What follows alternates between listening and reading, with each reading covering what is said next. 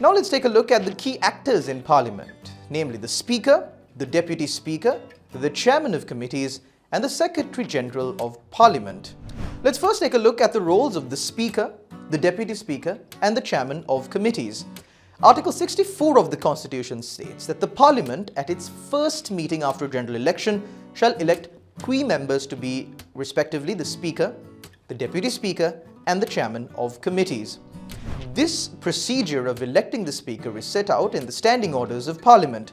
The Speaker is elected from among the members of Parliament and by the members of Parliament for the duration of Parliament. Now, if the election is contested, then a ballot will take place. In practice, the Speaker is usually filled by the nominee of the governing party. The Speaker, or in his absence, the Deputy Speaker, or in their absence, the Deputy Chairman of Committees shall preside at the sittings of Parliament. If none of them is present, a member elected by Parliament for the sitting shall preside at the sittings of Parliament. Let's take a specific look at the role of the Speaker, which is the head of the Parliament. The Speaker is the Parliament's representative, spokesperson and the ultimate authority of the House. He presides at the sitting of the House and is responsible for the observation of rules and order inside the chamber. The Speaker's ruling cannot be challenged except by a motion of no confidence. The duties of the Speaker. Firstly, upholding the rules of the House. The Speaker is empowered to expunge the words from the official record of proceeding, known as the Hansard.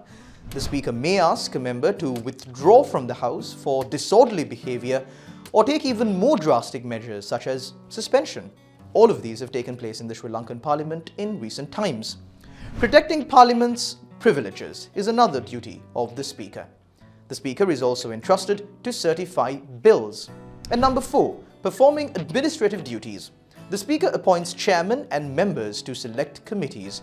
The Speaker will continue to function as the chairman of every committee of the whole Parliament: the Committee of Selection, the House Committee, the Committee of Standing Orders, and the Committee on Parliamentary Business. The Speaker allocates the seats for members in the House, and he is also responsible for providing other facilities. The Speaker is also responsible for representing the House externally. The Speaker is also responsible for filling the office of the President under certain circumstances.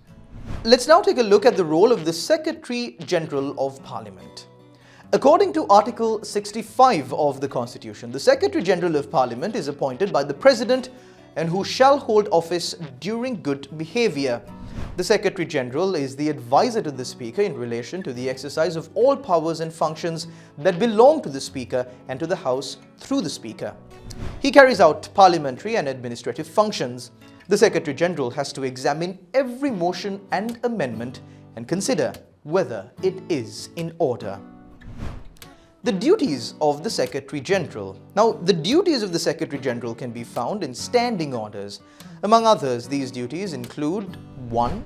The Secretary General shall keep the minutes of the proceedings of Parliament and the committees of the whole Parliament. The minutes shall record the names of the members attending and all decisions of Parliament. Number 2. The Secretary General shall prepare from day to day and keep on the table of Parliament and in the library an order book showing all business appointed for any future day and any notice of questions or motion which have been set down for the future day, whether of a day named or not. Number 3.